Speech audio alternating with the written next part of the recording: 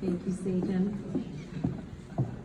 Well, I am very humbled and honored to introduce our next inductee, Governor Tim Walz, former teacher at West High School.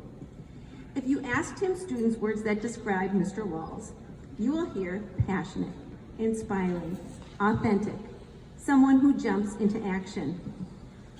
I can tell you those words are who Tim truly is. I know because I lived next door to Tim and Gwen for 22 years. And now if I remember the story right about coming to Mankato, well, actually I got some clarification tonight talking with Gwen's dad and Roger Stouffer that it was really Roger that got them here. So I didn't know that part. But as I remember the story that I was told, it sounded like Gwen was offered a job at West in the summer of 1996, but she told Mr. Barnett that she and Tim were a package deal, so then you had to hire Tim too. Is that how it went? That's close. Okay. All right. Well, Tim taught social studies, specifically global studies, and Tim was an exceptional teacher because he made the content relevant to students and found ways to give students authentic experiences, including taking groups of students to China. Kim Herber went with one time. Anyone who has ever had lunchroom supervision knows you don't want lunchroom supervision. But I'm told Tim often had that duty, probably because Tim loves spending time with kids, but maybe it was because he jumped into action when a kid was choking, successfully performing the Heimlich. Tim and Gwen were prom advisors, and not only did they orchestrate prom, but they even did some matchmaking to make sure to match up some kids to ensure that more kids had an opportunity to go to prom and have that experience. They continued to do prom until they decided a fountain would make the theme more authentic, and it flooded the gym floor. But Tim and Gwen, they were always about the kids. We heard that Tim coached junior high track. He coached girls basketball and football. And in 1999, our Scarlets won their first state championship in football. Sean and I were there with our 4 little kids, cheering on the Scarlets at the Metrodome, and watching Tim jump up and down through that entire game. I don't think anybody was more excited than Tim on the field. It was just, I remember watching Tim. In the classroom, Tim was passionate about teaching and learning, and kids felt valued no matter who they were or where they came from. So it's no wonder why Tim won the Minnesota Ethics and Teaching Award in 2002, and in 2003, Mankato Teacher of the Year and Minnesota Teacher of Excellence. Well, in 2004, President Bush visited Mankato, and Tim took some students who wanted to see the president. I remember Gwen and I were in the backyard that afternoon, and she got a call from Tim. Next thing she was telling me was, Tim's being detained by the Secret Service, and I'm not sure if he's being arrested or not. Well, Sean and I, we had just ordered pizza and told Gwen, well, if you want to stay here and have pizza with us, you can until we find out what's going on with Tim. When Tim describes this, I've heard him talk about a teachable moment for the students and him. There's something wrong with the system if a teacher and a National Guard soldier with a couple of students couldn't see the standing president in their hometown because one of the kids had a John Kerry sticker on their wallet.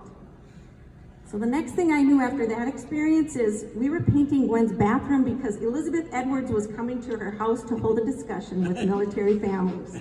Tim had jumped right into politics.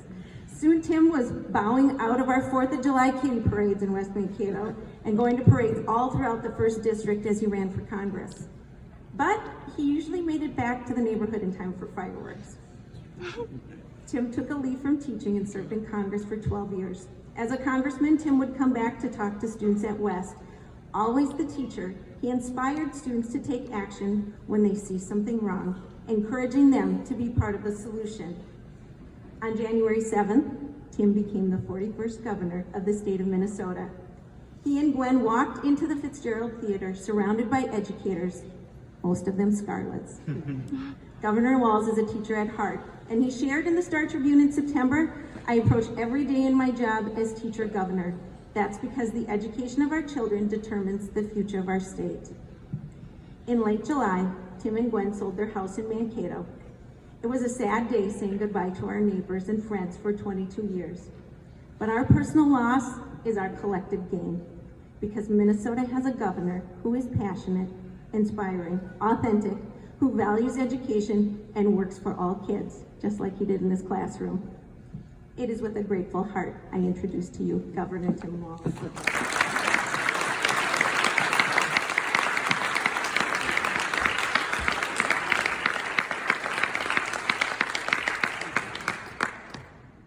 There are so many reasons that I am incredibly proud to have Sherry Glazing introduce me, one of which was, for 3 years, she allowed me to go with the line that the reason I wasn't mowing my yard was it was ecologically sound to turn it back to prairie. And as a next door neighbor, you remember that? And she let me get away with that. But thank you, Sherry. Thanks for all the work you do, and to each of you. Peter, thank you for talking about mindfulness and being in the moment. There is no place I would rather be, and there's no group of people I would rather be with. I'm humbled as Gwen just leaned over after those 5 amazing people and said you are way out of your league. And she is, of course, right. And those of you who know us, Gwen and I, we do everything as a pair. We do all the things we do together, which usually means Gwen doing it and me talking about it, and not much has changed. But I can't tell you how grateful I am. And a special thank you, because our paths have crossed for a long time, to Hans and Sagen. You heard what they've done, but being both humble that they are, I had the privilege to cross paths with them, and you're wrong, Hans. It's me who gets to be with your level tonight, because I never saw 2 more decent, compassionate, and inclusive kids. The idea of all those things they were doing, at the same time making sure that every single kid at West felt welcome. It was an amazing thing. It was an amazing thing about that school. And you are right, too. You are not a good football player. Now, your brother, on the other hand, is an incredible defensive end. One of the best I had the pleasure to coach. But between Jim Bassett and you two, you inadvertently taught me much about politics. Certainly about hard work, determination, teamwork. But Sagen kind of hit on it. It was that fast trigger finger thing, because Ken Essay and I got asked by a Hall of Fame coach, Jim Bassett, asked we would coach his middle school team. And as a good coach, he was concerned what was going on there. He gave us directions, things we were supposed to do, and we reported back to him.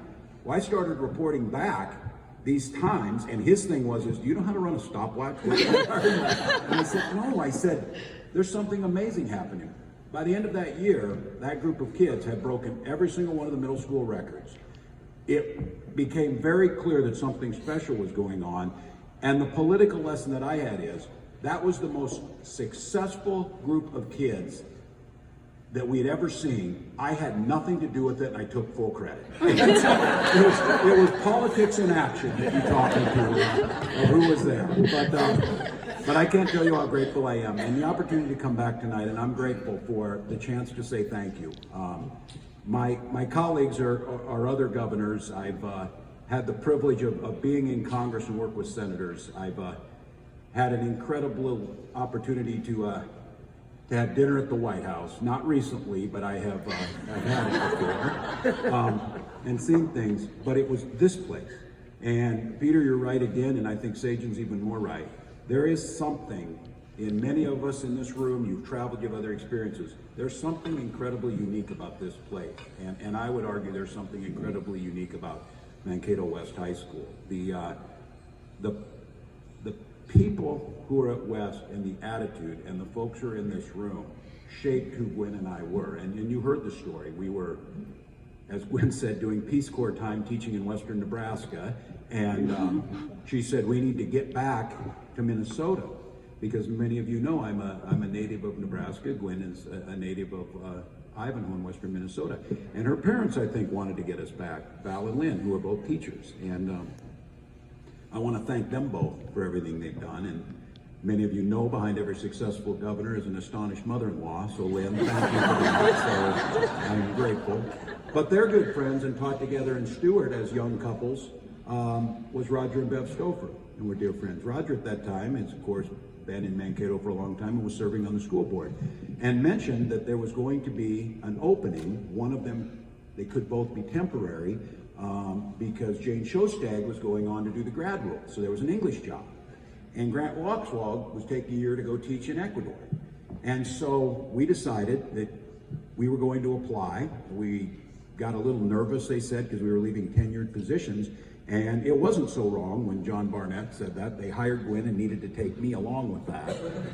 But I said, I know from the day we walked in that school that something was different. I remember leaving the interview, which was so unique, and it was a team of people, and I said, Gwen asked, how did it go? I said, I think well, but there was a woman on there. She either really liked me or really hated me. It turned out it was Dottie Barrett. She really liked me. Because those of you who know Dottie was an incredible and special person, and I had never crossed paths. And as it turned out, entering that school, to be surrounded by the greatest collection of intellect and humor and camaraderie. For Gwen and I, it was an amazing thing. And this hometown thing again, I tell this to people all the time. And I've seen this in other communities. I usually give Rochester as the example. Because in Mankato, the day you come to Mankato, people will allow you to say you're from Mankato. I have friends who said, oh yeah, we just celebrated our 35th year in Rochester. They're almost starting to like us a little bit. Or whatever. There's something unique about it. And that chance to be able to work there at the early part of our career and to work and share opportunities that we would have never believed possible, having come from Nebraska, shaped who we were, and the sense of service, and the sense that was expected of you, and the teachers pushing others to become better. I can't help but think how incredibly tickled Pat Flynn would be that I would be governor of Minnesota, and how incredibly irritating it would be for me to have him call and gripe at me constantly about being governor of Minnesota. But I worked in an incredible department with Bob Eyring. We never felt more welcomed. I remember settling in. The things that were done, I have to say, Jack Halverson, I'm still waiting for that free turkey from Randall's. We were just enamored by how great things were. And Jack Halverson, this became kind of legendary between High running practical jokes. He had this really official looking certificate for new teachers. If you went over to the meat counter at Randall's and presented it, they would give you a free turkey. I was so crushed when I went over there and stood there and the guy said, are you an idiot when I give you a free turkey? And going and learning and teaching together and biking to Faribault, hiking the Great Wall with Kim Hermer, and learning from the great people in here. Neighbors, Rich, we've canoed together. This community, again, going back to, I think Cammie said it does take a village, and it takes a really patient village to raise a governor. And, but this community matters. This school matters. The friendships that were developed matter. And I think sometimes in a chaotic world, it's easy to gloss over those things. It's easy to believe it's this way everywhere. It's not. And I can tell you, having had the privilege, and it's pretty exciting to be elected governor, but again, those are colleagues and that's something else. These are peers and friends, neighbors and family. And when I introduced myself as a teacher from Mankato. That's how I view myself, who's on leave of absence to be governor. The story was, I remember I went in 2005, and I told John Barnett, and I think Ed Walton was sitting there too, I said, I'm gonna need to request a leave of absence. I'm gonna run for the United States Congress, and then I'll need 2 years afterwards after I win. And I'll give it to John, he took that with a straight face.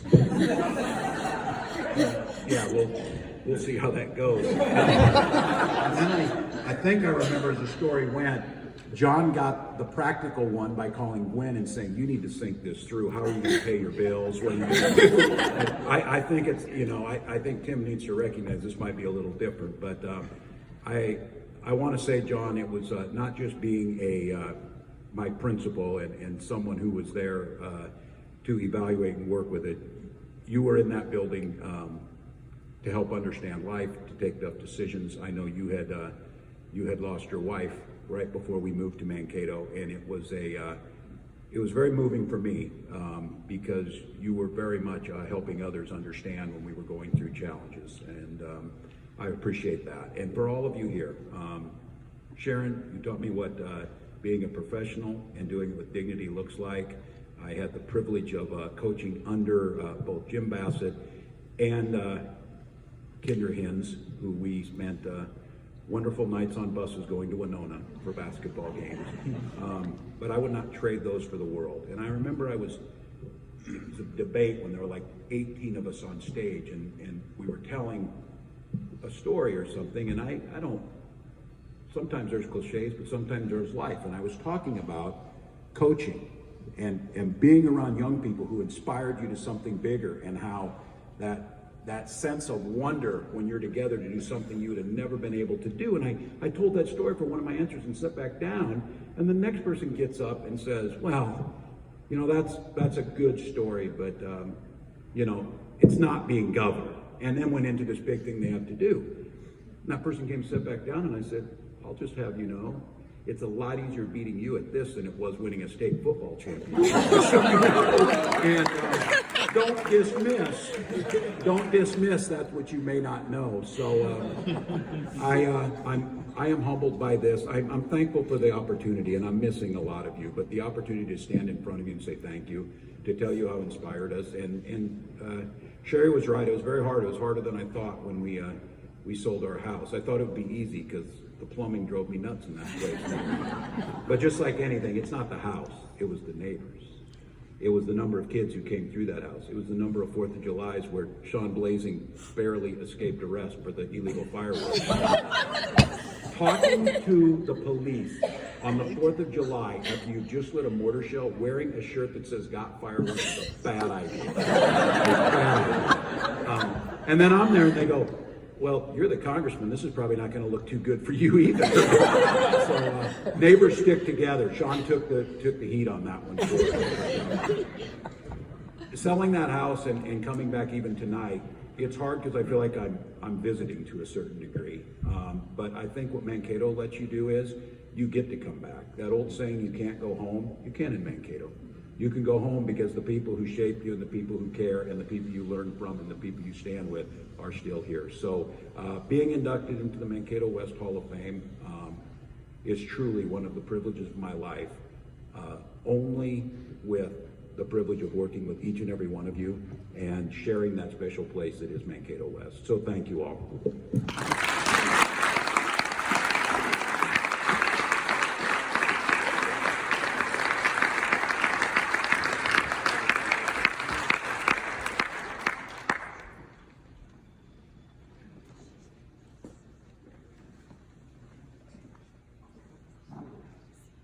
Thank you.